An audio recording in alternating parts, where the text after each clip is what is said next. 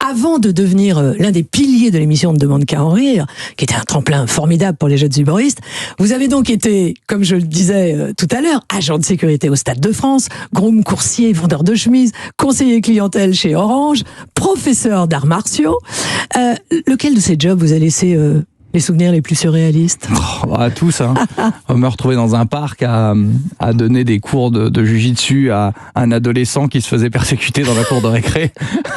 Mais d'ailleurs, pourquoi des cours de jujitsu? Puisque j'ai appris que vous étiez ceinture noire de judo. Non, je suis ceinture noire de judo, mais je suis ceinture noire 3e dan de jujitsu. Donc aussi. Donc en fait, j'ai commencé par le judo et après je me suis mis au jujitsu. D'accord. Donc ça, c'était surréaliste. Me retrouver à Aubervilliers en doudoune à surveiller des bus à 3h du matin tout seul avec des bandes de jeunes qui passaient en me disant t'es tout seul là pour surveiller ces 40 bus. Et je disais bah ouais. Tout seul pour 40 bus. Ouais, pas 40, je sais pas, 15-20.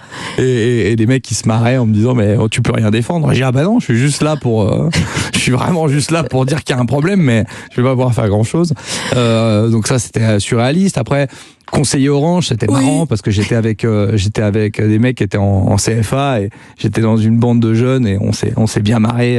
C'était surréaliste d'avoir des gens au téléphone et de les conseiller. Enfin moi je sais que je me suis bien marré et puis j'ai bien gagné ma vie parce que on était payé aussi à ce qu'on arrivait à vendre aux clients et que une fois que j'ai compris ça, j'ai commencé à bien vendre. J'imagine que vous deviez être très convaincant. Donc voilà, donc tout a été vendre des chemises à Aulnay-sous-Bois, c'était aussi marrant. Enfin, à Rosny, pas à Aulnay, à Rosny. Enfin, je sais pas, tout a eu son lot d'expériences surréalistes. Tout ça additionné, ça permet de piocher dedans quand on écrit justement des sketchs. Pas vraiment. Il y a des personnages qui ressortent, pas vraiment, parce que moi je traite des thèmes, donc c'est plutôt que ça m'a aidé. Mais moi je vivais déjà dans ce milieu avant. Je veux dire, j'ai grandi dans un quartier, etc. Donc si vous voulez, la suite de ma vie a été, ça m'a surtout permis de rester bien ancré dans la terre, dans la vérité, dans le réel, dans la problématique des gens aussi. Je crois que c'est surtout ça que ça m'a donné, ça m'a nourri de ça.